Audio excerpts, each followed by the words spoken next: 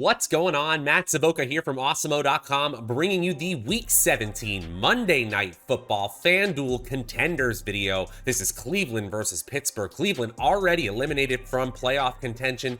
Pittsburgh holding on for dear life. They need a victory and then a Week 18 victory from Jacksonville over the Colts.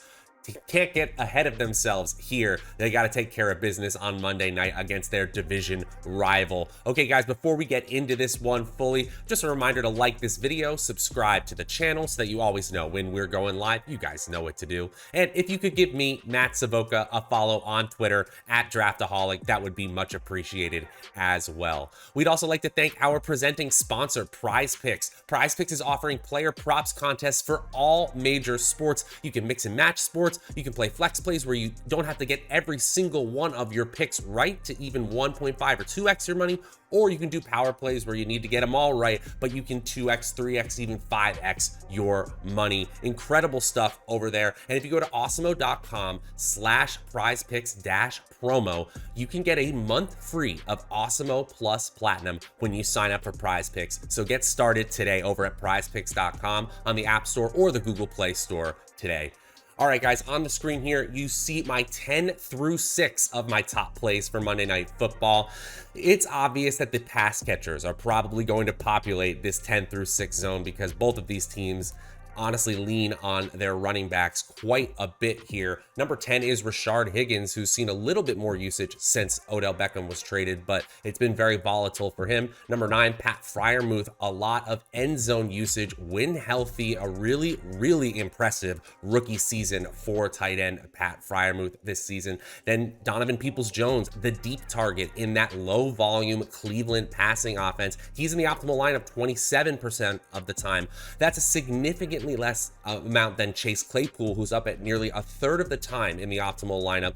Claypool is the big play receiver on Pittsburgh, but he's only had 8 targets since that big blunder at the end of week 14 against Minnesota. And then number 6 is Jarvis Landry. He's the player other than Diontae Johnson that we can pretty easily project for 7 to 10 targets in this game. But still, Jarvis Landry is a low average depth of target player. He's only getting 25 fantasy points in 5.2% of our simulations.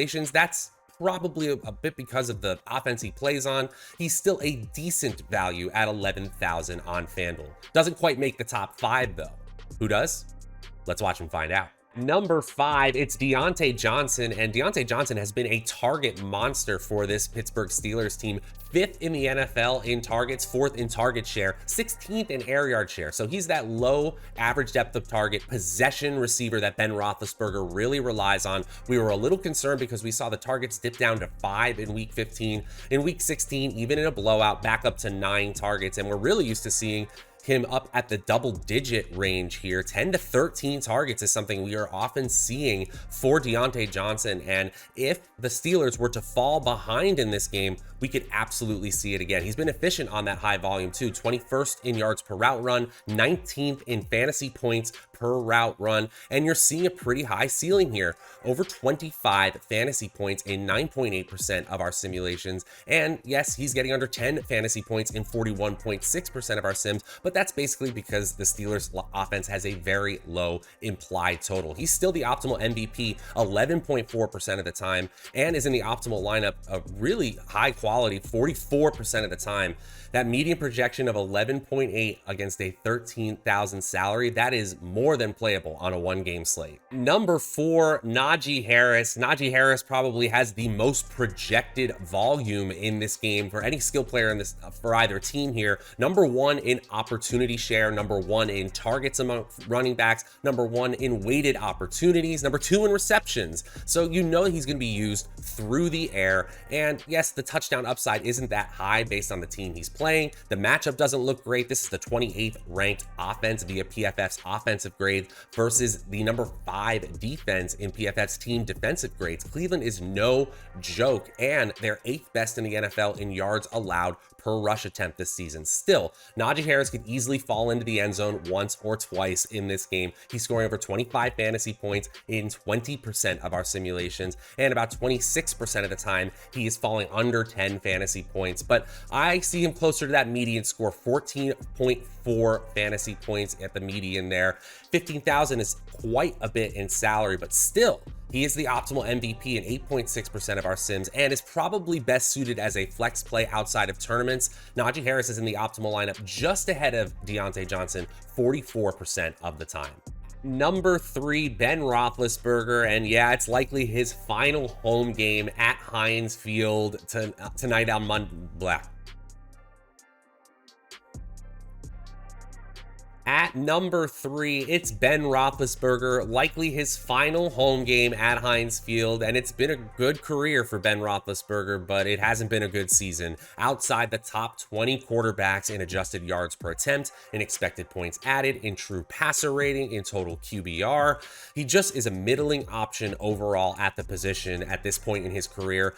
In a one-game slate where there's only 2 quarterbacks available and Baker Mayfield's Cleveland Browns tend to lean on the rush so much, you can play Ben Roethlisberger. He throws 38 times a game. That's sixth most in the NFL. He's 10th in total pass attempts, 15th in deep ball attempts. You know he's going to take shots to Chase Claypool or James Washington, and he's going to find Diontae Johnson and Najee Harris and Pat Freiermuth plenty over the middle. He's scoring 25 fantasy points in nearly a quarter of our simulations, but in even more simulations, we're seeing him score under 10 fantasy points. The floor is really, really low with this 28th ranked offense versus the 5th best defense in the NFL. Still, Roethlisberger as a quarterback has that decent floor compared to skill players. 11.7% of the time, he is the optimal MVP. I think he is a better flex option if you're going to play him, though, in tournaments. Ben Roethlisberger is in the optimal lineup 48% of the time. At number 2, it's Nick Chubb. And yes, Kareem Hunt is questionable for this game. He may end up playing. He may end up taking away some valuable receiving work and goal line work that Nick Chubb has started to gobble up here.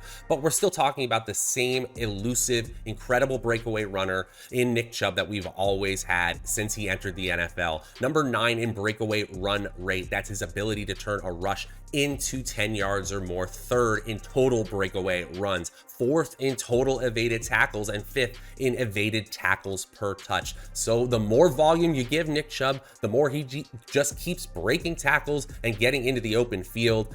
In a rush heavy offense where he sees stacked boxes constantly, he's still getting away from defenders, scoring 25 fantasy points in nearly a third of our simulations. He's even had 4 targets in 3 of his last 4 games. Now, with Hunt possibly back in the lineup, it's harder to project that, but that's really exciting from a ceiling perspective, even on a half PPR platform like FanDuel. Sure, he's scoring under 10 fantasy points in 25% of simulations. The volatility is there for Chubb, but I'm really encouraged to see him as the optimal MVP, even at $16,000 in salary, 16% of the time. And Chubb, of course, with that high projected volume, is in the optimal lineup 55% of the time. Now, before I reveal my final play, my number 1 play on FanDuel for this Week 17 Monday Night Football slate, just want to remind you guys, go ahead and like this video, subscribe to the channel so that you guys always know when we're going live. You guys know what to do. And if you could give me, Matt Savoca, a follow on Twitter, that would be much appreciated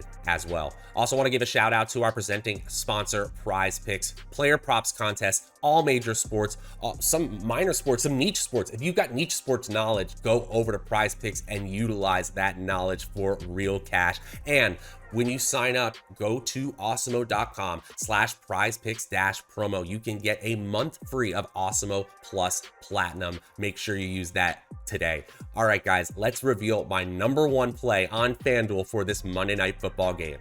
At number 1, it's Baker Mayfield, and even though the Browns don't throw a whole lot, they're 28th in pass plays per game, and Mayfield hasn't been efficient this year, outside the top 20 in adjusted yards per attempt, expected points added, total QBR, true passer rating, he's 17th, just at league average. You can play him still. This 1-game slate, I'm not surprised to see him in the optimal lineup as much as he is, but it's an okay matchup. It's much, much easier to run against the Steelers than it is to pass, and the Browns love to run anyway. Still, we're seeing the floor very high for Baker Mayfield, under 10 fantasy points in just 22% of our simulations, and he's over 25 fantasy points in nearly an equal amount of our simulations. He's sneaking into that optimal MVP slot 12% of the time, but I really like him as a flex play here. Optimal flex play 44% of the time, making him in the optimal lineup just ahead of Nick Chubb, 56% of the time. And that's going to do it for the Week 17 Monday Night Football FanDuel Contenders video. Should be a good game here despite the Browns already being eliminated. You know they're going to want to play spoiler on the Steelers' big night for Ben Roethlisberger while they cling to their playoff hopes. If you're looking for the DraftKings version of this video, it's around here somewhere. Go ahead and check for it on the channel. We will be back next week. We've got Saturday slates, we've got Sunday slates, we got a Sunday night slate now, so we will be hooking you up with all that content. Until then, I'm Matt Savoca from Awesemo.com. We'll see you guys next time.